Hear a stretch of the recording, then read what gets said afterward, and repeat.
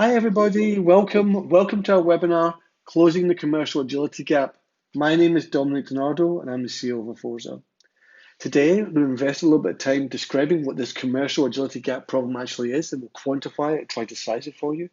And then our solution engineer, Lyle Endesby, will give us an Aforza demonstration and show how some of the agile capabilities we can bring to bear to solve those problems. And then thirdly, we are very privileged to have with us Marek Tolash, the CIO of Heineken Portugal, and he'll be talking about his transformation project and why he selected Aforza to partner with. And we're very grateful for him to be presented with us today. So thank you, Marek, in advance. Also, thank you. Thank you, everybody, for investing your time with us. We know time is precious. Today, we have more than 100 attendees across, actually, it's gone more than 30 FMCG, food and beverage companies. And when we add it all up, it's like well over, like the people on this call represent more than 1 million employees and combined revenues in excess of $250 billion. So you are in good company. And again, thank you for investing your time with us today. I hope you enjoy it. So let's get into the content and talk about this agility gap. And in the consumer goods, the food, the beverage industry, driving growth has never been particularly easy. The demand planning we have to go through, there's always pressure on cost to serve. More and more demands put on us, but the cost to serve has always been pressured down, right? And then today, we probably have even more competition from local brands and entrepreneurial startups popping up everywhere than we did yesterday, and it'll get worse tomorrow. And of course, we're still fighting on the perennial problems we have to make sure we don't have any stock outages in our retailers or wherever it might be to make sure that we meet the demands. And all of that is compounded, of course, in recent times with this horrible human tragedy, the COVID-19 pandemic. And actually, many of the people on this call, the vast majority of people on this call, probably provide goods and services that are so critical to all of our societies and to our communities to get people fed, get them the hygiene products they need, and so forth, drinks, whatever it might be. And I know I've spoken to many executives in recent weeks where they tell me the stories of how people have stepped up to keep things moving during these horrible times. Well, I know I appreciate it, right? So, like, if you're one of those people who've been working like crazy to do that, thank you. I think that your efforts have not gone unnoticed. But the real point, I guess, above all of this is if you thought your job was hard before, with challenges in recent times, it just got a lot harder. It's a really incredibly challenging environment that we work and live in, which is why every selling moment we have as we start to come back to work really matters. And McKinsey put it really nicely from this report, of course, below. They want to have the right actions in the right outlets at the right time, execute flawlessly. And if you think you're doing it well today, you've got to be able to do it better tomorrow. And this is just so true right now as all these pressures grow on us. And if we think about the people, process, and technology things that we have to deal with here, mastering all of these moments is tricky. I spoke to one global drinks company. They told us how they'd rolled out survey capability for all the staff, for all the reps in the field. And this was great technology. It works online. They had some training issues to go through, business change type stuff for people to adopt this new technology. But because it only worked online, it kept failing in bars and hotels where the Wi-Fi was patchy, and it started to become a major adoption problem. People went to McDonald's for lunch to do their surveys. It's not mastering the sales moment if you're doing it 2 hours later in McDonald's. It's not really what you wanted, right? You roll out the greatest stuff and you're doing it 2 hours later at McDonald's. Not really what we want. And the processes we give people are challenging as well. And my example is a bit of an interesting one where I spoke to one consumer goods company, top 20 in the world, in a modern market. Actually, I'll tell you, this was in the United Kingdom. It completely blew me away. This is a true story. Really struggling to launch new products. Can't take orders for new products. They were rolling out custom Excel spreadsheets to the reps to try and find a way to get around their processes and systems so they could capture orders for a new product they launched. Kind of crazy, right? This is in the 21st century. Mad. And then, a lot of this all comes back to technology.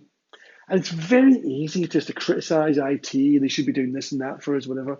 And that's not fair. My experience of working with IT teams in the consumer goods industry is, I find very dedicated professionals working really hard to try and give the best possible solutions that they can, sometimes in very tight budgets, right? And it wasn't a mistake to invest in Infor or Oracle or JD Edwards or very common one, SAP for an ERP system. Seems like a pretty sensible decision to make to me. And maybe you've got Microsoft, or you have, maybe you are unlucky, you're stuck in Oracle Siebel, or maybe you've got a good CRM platform like Salesforce, right? And the times that people made those decisions probably weren't crazy decisions. Bit of luck, you've got the best one, in my opinion, that's Salesforce. And then you probably have other patchwork of stuff that you've had to fill gaps around the place. Perhaps you used Adobe for e-commerce, or you've got a lot of manual spreadsheets to fill holes. And you can sort of see how these things start to like spiral just from even just these few things, right? But what happens is, you see, as time goes on, it's all the incremental investments that start to become technical debt. I remember talking to, like, over the last year. In fact, this shocked me. Over the last year, I must have spoken to, like, I don't know, 80 companies have got SAP or something, like a lot. I can promise you 100% of them have told me they customize their price book and they customize their pricing rules. And um, they continue to invest and try to fix them and enhance them, and they're struggling to get the pricing to work on all the different channels, and so they start to complement it with other solutions. It just becomes an expensive piece of technical debt. Remember, if you built it, you own it. You got to look after it. And then when you have a CRM system, CRM systems, of course, are business to business, horizontal platforms. You've got to customize it for consumer goods. You've got to add in everything from the routes that you might want to layer into the technology, from planograms through to your different store structures and things. Whatever it is, out of the box, there's usually a lot of work that you're probably paying somebody else to configure and customize. And again, you're building up your private, built object that you own to do it here. And then the other thing I noticed is, particular to consumer goods, there's just a plethora of mobile sales bolt-ons out there. There's a whole niche market full of vendors that have got solutions, because you do need to execute in the field and you need to make it plug into everything else. But let me put it this way. If you've had to spend a small fortune customizing your price book and rules on SAP, and you've just bought a mobile sales bolt-on where the architecture is going to be that you're going to have a synchronization of all the pricing rules to that third-party application that you've spent all this time customizing, and you expect at the end of it to get any penny perfect pricing at all, it's just a reach, isn't it? It's just not going to be agile. Even when you spend your time fixing it rather than actually getting any agility out of the solutions, which starts to come down to the part of the presentation where I want to find this commercial agility gap. And I'm going to do very scientific this. I'm going to try and do a graph to try and explain it. So across the bottom, you're going to see from left to right how time marches on into the future. And from bottom to the top, we're going to talk about the market complexity, the products and things that we're going to see. And we just talked about it, right? Our existing RPA and CRM systems are going to have incremental investments. We're always going to be steadily improving that functionality. But the challenge we face is that the demands put upon us are exponentially growing, and by comparison. I spoke to one consumer goods company, top five global company. This one was operating a subsidiary in Southern Europe. I think it was 70 or 75% of everything they have is on promotion all the time. And I've had plenty of people joke with me that everything's always on promotion somewhere. And all that web of the number of promotions that you're placing in all the different circumstances and when and where and how, managing that is not going to get simpler.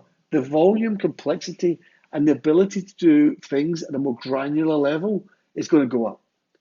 If you look back a year ago, no, sorry, not a year, if you look back a decade, say, for example, you probably gave priced orders maybe on one channel, maybe two, right? But now you're having to give pricing and price orders on e-commerce and telesales in the field. You're starting to think about how to do it direct to consumers. You've got to manage all that and have a consistent way of doing it. And probably, the number of channels, you can't predict how many places you're going to be doing it in the future. And if you don't have a way to make it consistent, that causes a huge business problem. And then let's be really clear. You still need to cover the bricks and mortar stores out there in some way, shape, or form. Maybe you have your own organization that does it. Maybe you use a third party. Maybe you're thinking about clever ways to try and use a gig economy. Whatever you're trying to innovate, Your systems today probably don't support you for what you need to do. And as time goes on, this commercial agility gap gets wider and wider and wider because solving for the requirements of 2015 is not going to help you tomorrow. You're going to see, in the worst cases of this, lost shelf space, market share. If you're giving prices in all these different channels in different ways, you're going to end up ultimately with inconsistent discounting. It'll hit your margin, and ultimately it can reduce sales. Now, in that McKinsey report I mentioned earlier, they have a segment in it where they point out that the difference between the digital leaders, the consumer goods companies who really get on top of this, and those that are, should we describe them as the laggards, there could be, from the winners and losers in the digital game, a 60% difference in the compound annual growth. Okay, a 60% difference in the rate of growth for the companies that are winning and losing the digital battle. Really, really important. So let's zoom in. How are we going to fix this stuff? What new competencies do we need to operate in this environment? At Aforza, to close the gap, we think there are three major topics that you can focus on to have a major, major impact. That's planning and promoting, visiting and executing, pricing and selling. So it's not about just being able to do promotions, just about able to do route planning. It's about optimizing it. It's always optimizing it, supporting them to have the optimal, perfect one that we can do. It's about setting things up in a way that support end-to-end execution, perhaps even if it goes beyond the boundaries of your own organization, perhaps to distributors and wholesalers and other third parties. It's the ability to do hyper-local segmentation. I want to understand everybody that's within a kilometer of me, and I want to be able to apply promotions to it if I want to. That's the kind of ability I need. And when I do visit and execute, I'm going to need offline mobile capability. I want to pause and really emphasize a point here because it never fails to amaze me how often I hear other technology companies say that, it's all in the cloud now. It's all connected with the internet and 5G, and offline and mobile is a thing that we needed to do in the past. Whenever I hear that, I tell you what's going through my mind. Whenever I hear someone say it's a thing of the past, I'm simply thinking, you can't do it. And if you can't do it, your staff will be filling in the surveys in McDonald's at lunchtime when you get on Wi-Fi. You need to have a really rich offline client. It's always been true in consumer goods, and it's still true today. And when we have that client, we need to give the team that's using it the best practice templates for onboarding new customers. They need to have a consumer grade user experience. In the year 2020, we were doing this webinar here in June 2020, how could you not roll out a product that doesn't have a beautiful consumer grade user experience? And if you're doing all of that, and your reps are becoming efficient, and your teams are becoming enabled, and the time to value is getting all that better, they're doing less admin, they can become more like consultative salespeople. And let's support them with pricing and selling. Give them recommendations, AI recommended orders and stock suggestions, and tell people what the level of prediction associated with that recommendation. So they understand, for example, that there's 90% likelihood that the perfect order we just recommended is going to be accepted. And I think we've labored the point, but I'll just make it one more time. In consumer goods, uniquely in consumer goods, when we talk about omni-channel pricing, omni-channel means e-commerce, telesales, all those things that can be operated online and over the internet. But in consumer goods, omni-channel always, always, always includes offline. Let me take a moment to tell you a little bit about us, introduce you to Aforza, industry cloud for consumer goods. Here I am. I'm in the middle in glorious black and white in the top row there. That's me, flanked my good friends Nick and Ed. And I need to tell you, ladies and gentlemen, that this is a pre-COVID-19 photograph because today I am decidedly more hairy than what it looks like nicely groomed in that picture. I first met Nick and Ed way back in Salesforce days, and I myself was in Salesforce for more than a decade, and Nick and Ed are veterans of Salesforce as well. And I went to my first industry cloud company, Viva Systems, focused on life sciences. And Nick, Ed, and I reunited again in Velocity, another great industry cloud company focused on telco, energy, and others. And what I realized from my experiences was in Salesforce how great a cloud company based on values and focusing on customer success could be. But in Viva and Velocity, I also learned the importance of just how valuable industry cloud applications could be. And as time went on, I realized there didn't seem to be an industry cloud company of that caliber operating in consumer goods. So we were very fortunate in that we had some good friends that believed in us and believed in the vision at Bonfire Dar and Salesforce Ventures. They invested in us. And we have assembled a team with experts like Gonzalo Esposito, the former commercial CIO at Unilever, and Mark Dar, the CEO of Dar Foods. And together we built this company, and we've built some, we believe, killer products that are going to give us this commercial agility we need. Exactly the focus area I was describing earlier, whether to use them separately or all together end to end to solve these problems. Let me talk you through a couple of examples of how you can do that, and then we'll get to the demo. So planning and promoting, as we said, it's about more than just setting up trade promotion management as we did in years gone by or doing our route planning. What I want to do is, let me give you a scenario. What I want to do is, I want to imagine if I'm a sales rep for a beer company, I'm on the beach in Spain, maybe I'm in Marbella, I'm looking around, and oh my goodness, my competitor has just suddenly done this incredible competitive thing where they're on the beach giving away free beer. I want to be able to immediately report that, trigger a process where a promotion is immediately set up, like in real time, where we can target every bar within a mile of the beach with some sort of amazing offer and some sort of competitive reaction, and do it now. Like that's what I want to be able to do. I want to do it now, and I want all that ability to do that and drive end-to-end execution off the back of it with all the attendant metrics and everything else I need to measure it as I go along. That's agile. And what about the visiting and executing part of it? I want to tell you a true story of something that happened to me about a week ago, actually. An old colleague of mine reached out and said he thought that our survey demos were beautiful, but would people really be doing that when they go back to work over the COVID-19 crisis? Wouldn't they be asking different questions? And it got me thinking, surely our field teams, if we ask them to go out into retail stores or bars or wherever we're going to send them, we want them to actually gather different data. Don't we want them to do hygiene surveys, stuff about social distancing guidelines? Is our products being placed in a safe area? Can people buy them and feel comfortable? So within an hour, Lyle, who you're about to see do a demo in a minute, built a hygiene COVID-19 hygiene type survey with all those kind of questions, and we could we built that like so fast, and we could roll it out to all of the people that we have in our organization. If that was 1, 10, 100, or even 10,000 people out in the field with their devices, you could do that immediately. Really, really fast reactions, really agile. And pricing and selling, because it just has to be penny perfect today, and it has to be penny perfect everywhere. The reason why we're able to do penny perfect pricing online in telesales, online in e-commerce, and even when we're offline, is because we've built out a unique technology where we're not just syncing data around the place. Aforza does not solve a data syncing problem because Aforza has technology where we use engines which are the same.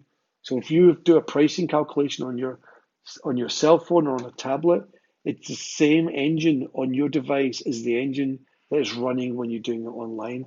And driving that gives you incredible capability to make sure that everything is perfect, always, everywhere. And it's really, really important technology, I think. So how is it this company that's just over a year old has been able to put all this stuff together so quickly, so professionally? And well, part of it, I will say, is because we have assembled a really, really proud of this, a really strong R&D and customer service team. But the reason why we've been able to do that and build a product of this kind of capability so quickly is we're standing also on the shoulders of two cloud computing giants, our very good friends and old colleagues in Salesforce, together with an incredible CRM platform, frankly. And we've expanded it significantly with all the industry data model enhancements we needed. We extend the consumer goods cloud, and then we bring in the cloud computing, the number crunching power of the Google Cloud platform. We're using things like BigQuery, TensorFlow, Kubernetes, for those of you who are more technical. This is basically us doing the clever computer science bit where we number crunch, where we can do the pricing engines, where we can do the AI to do large-scale recommendations, etc. But Mary, we've built a platform, if you like, the capabilities across these two incredible cloud behemoths to make sure that we've got the capabilities that we can deliver that are needed for consumer goods. And we upgrade this, by the way, like we're working on this relentlessly, and we upgrade it 3 times a year. So you as a customer, just like you would as a Salesforce customer, would receive upgrades 3 times a year with no disruption whatsoever to your business. This is a really key point because it means you can never be a laggard. You can never fall behind and actually be on the wrong version of Aforza, which is really very cool. So I think I've spoken enough. I think we need to make this real now. And I'm really excited to immediately bring in the demonstration and hand over to Lyle. And I hope you enjoy it.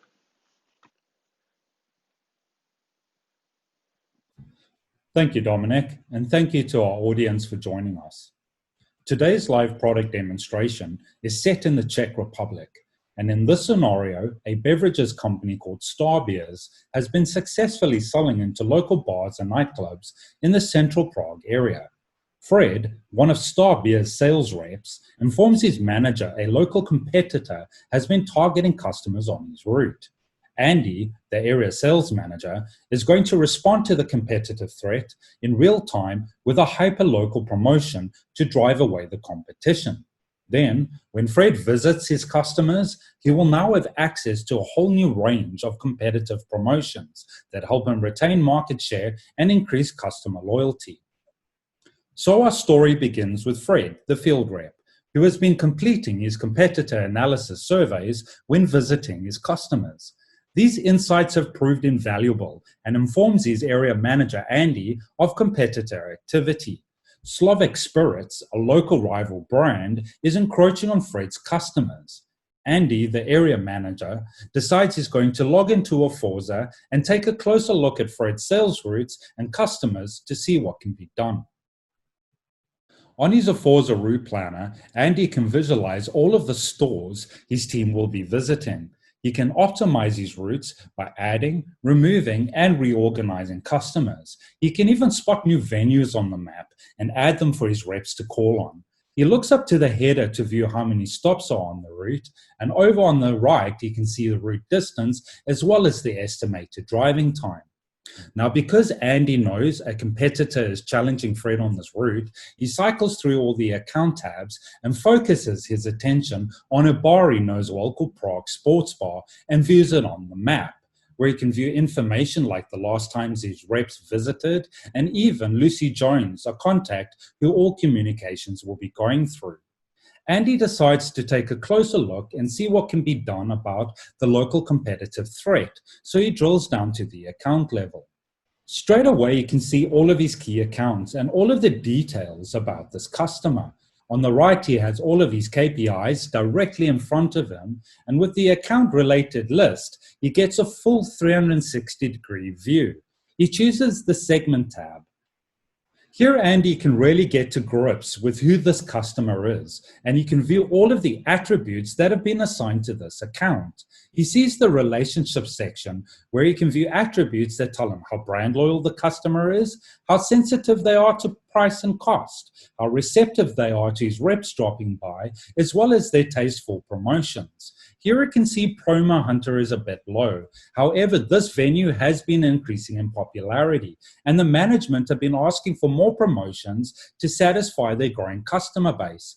Andy simply increases Promo Hunter to full to signify this change. You can also see under demographics that the target audience for this venue is between the ages of 20 and 30. They're affluent and enjoy the nightlife. He also increases footfall from medium to high to signify the increase in traffic.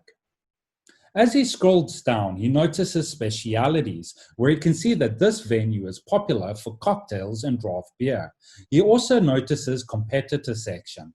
Now, this is where it gets really interesting, and he can now react and drive a response to the local competitor threat and assist Fred in his sales calls. Using the Aforza Attribute Builder, where you can view all of the attributes available to add to his accounts, he simply searches for the drinks attribute and sees Slovak Spirits, so he can add that onto the record. Now, as soon as he's done that, a whole new range of product promotions and pricing has been opened up for this customer, so his field reps can compete against the local threat. Fred also has the ability to now do this from his mobile offline app for any other customers he notices the competitor targeting. Andy wants to see all of the promotions running for this customer. So to do that, all he has to do is scroll up and select the Promotions tab. Here, Andy sees the Aforza promotion calendar, and it looks like the sports bar takes advantage of many of the key promotions. Now, because Andy added the drinks competitor attribute, there is now also a new promotion in yellow available to drive away the competitor threat. He easily moves the period to be current, so his rep can take advantage of this straight away. And he extends the duration, so this promotion lasts long enough to deter the threat for good. He can view his promotions by week, by month, and even by year. You can view all of the promotions by name and all of the types, from regional events to strategic discounts like the one he's just created in yellow. Now this response has been configured and pushed to all of Andy's field reps, who can now take advantage of this in the field when they're in front of their customers. So over to Fred, who will now sign into his Aforza mobile offline application and execute a field visit in front of his customer. Fred logs into his Aforza mobile offline application, where he can view all of the upcoming visits he has scheduled. In the center, he can view a dashboard with all of his KPIs, his actuals versus his monthly sales target, and his completed visits that he's done today. At the bottom, he can see all of the new promotions that have now been unlocked by his manager. He sees a promotion on Star Beers, the full product range, as well as on Duke Spirits to compete with Slovak. He moves up and starts a visit at Prague Sports Bar, where he can use GPS to navigate to his destination. Once he arrived, he can easily start the visit, where he can view all of his in-front-of-customer tasks. He always starts with the competitor analysis survey, so he starts the survey, where he can view all of the products that are being stocked at this venue. He can even capture Slovak Spirits, the competitor that has been challenging him. With 1 or 2 clicks, he easily completes the survey so he can get on talking about products and completing a monthly order.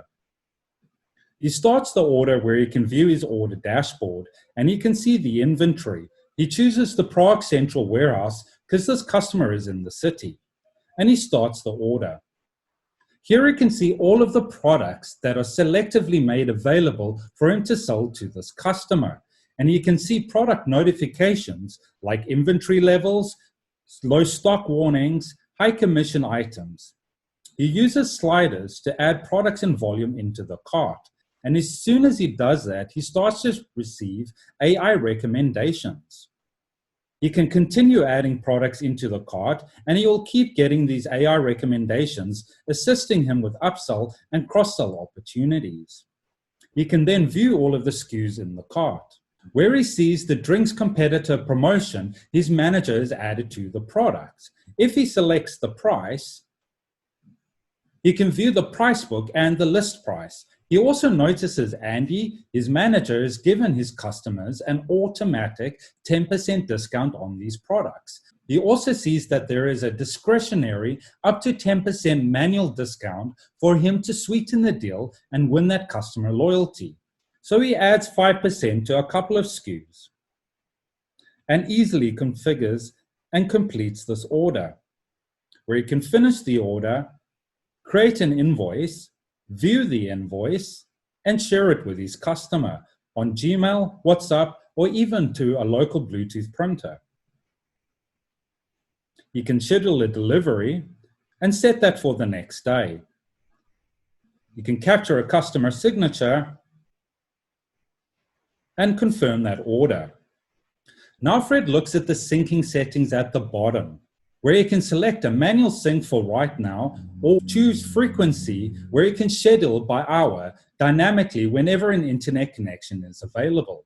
All of the features you have just seen on mobile, from pricing calculations to promotions to AI recommendations, is all completely available offline, and no internet connection is required when in the field.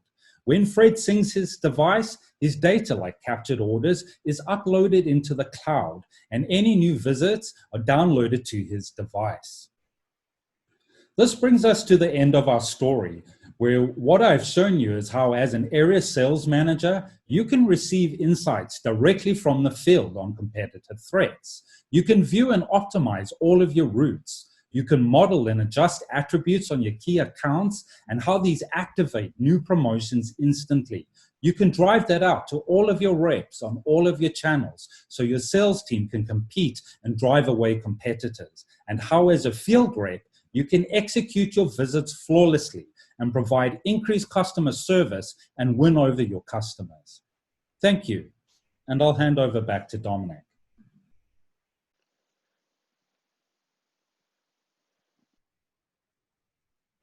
Thanks, Lyle. That's an amazing demo. Thank you so much for doing that. Now, I'm really excited to introduce my co-founder, Ed Butterworth. Ed has been partnering with Marek Tolas, the CIO of Heineken Portugal, and actually they're going to talk about the transformation project they're running there, which is really exciting. Thanks, guys. So hi, Marek. Thanks for joining us today. It's really appreciated you to spend a bit of time with us. Thank you for inviting, and thanks for the opportunity, Ed. Perhaps we can kick off by talking a little bit about your role and the initiative that you're leading in Portugal. Of course. First of all, I'm Marek Tolas. I'm an IT lead for the Heineken in Portugal, of course. And I believe what makes sense is to share as well that Heineken, as you know, is a global company which is operating in over more than 190 countries. With quite variety of the brands, over 300 different brands. Second, I believe important topic to know is that Heineken is going through the quite interesting transformation program, which is called data-driven transformation, which affects as well the Portugal. And I'm very happy to be part of that, and actually has had the opportunity and pleasure to lead it in the Portugal. Great, thanks for that. So tell me a little bit about what the Portugal initiative is all about. So, you know, historically, Portugal business grew organically through the various acquisitions, which leads to the situation that we have quite complex company structure. And that is some sort of a burden which we want to address, using as well technology as one of the driver. Biggest challenge which we are facing is in our wholesale organization. And if we speak about the wholesale, and specifically in Portugal, we speak about a company which is serving more than 30,000 customers and distributing not only beer as the category, but as well cider, water, wine, and spirit. So you can imagine the challenges of the wholesale company. And that is something which we want to address by our program first, securing that we are bringing the robust and stable backend solution and rather flexible and consumer customer focused front-end solution. Wow, that sounds like a great initiative. So tell me a bit more, Marek. What are the core goals of the program? As I mentioned previously, it is a, let's say, big opportunity for business to be transformed. At the same moment, we want to use the data and technology as the key driver for that. What it means, our critical goal is to get 360 view on the customer, using the data which we have, and to use them in the way that via segmentation we are proposing the right service and the right opportunity for our customers. Saying that, I know it's easy to say, more difficult to do. We are at the beginning of the journey, and we have a full trust in our ambition, and we believe that by end of the program we will be capable to prove that our ambition and the strategy is the right one for our customers. Well, that sounds like an amazing vision. So tell me a bit about your journey on this and where Aforza really came into it for you. Yeah, once we started to build our picture, of course, we have been doing some sort of analysis and of the market, which companies or which technological integrators could help us. And actually one of them, and I believe it was somewhere in November last year, came and introduced to us Aforza as the company who can actually help us in our journey. Because we had at the time already quite clear mind that for the engagement platform, we would like to use Salesforce. And we had limited knowledge at the time about the Salesforce solutions. So definitely every new information was very valuable for us. And already during that first meeting, there was a quite nice click.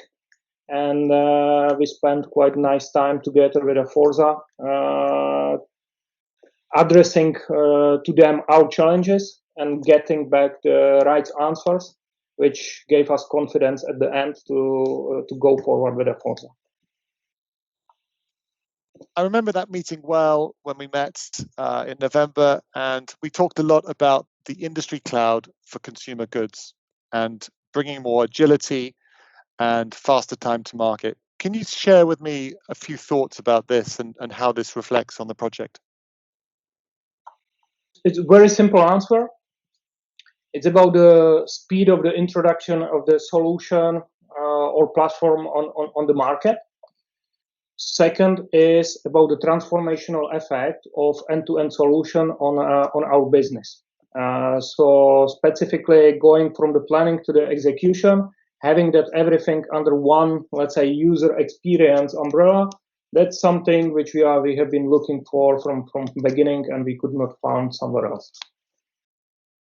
Yeah, no, I hear these sort of things all the time, and thanks for making that so clear. So having gone through this exercise that you have and working out what is it you wanted to do and how is it you wanted to get there, if you end up speaking to people, peers of yourself in the industry, what advice would you give to somebody else who is looking to do a transformation initiative? And if they're at the start of this, what kind of points would you make to them from your experience as advice? Look for someone or company which has a clear vision what they want to achieve, not only on the technology level, but as well how they are approaching the project, which is leading as well to expertise they need to have, and not only again expertise in the technology, but in the industry you are driving.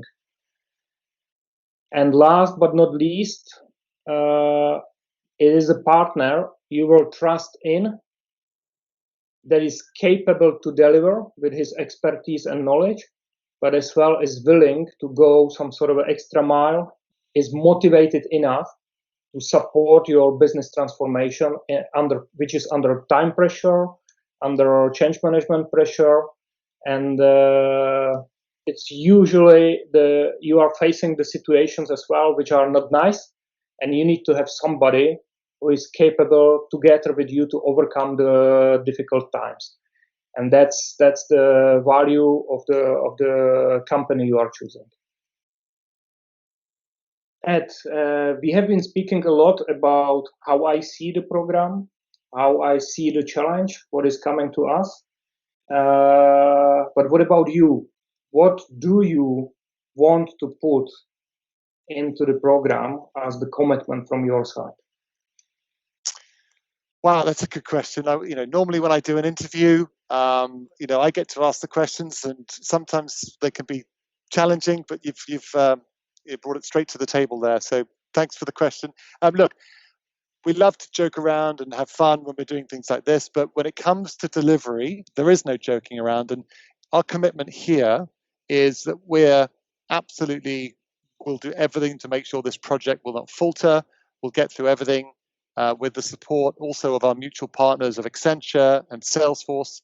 And we know it's going to be difficult. It's a challenging program. These programs are always challenging.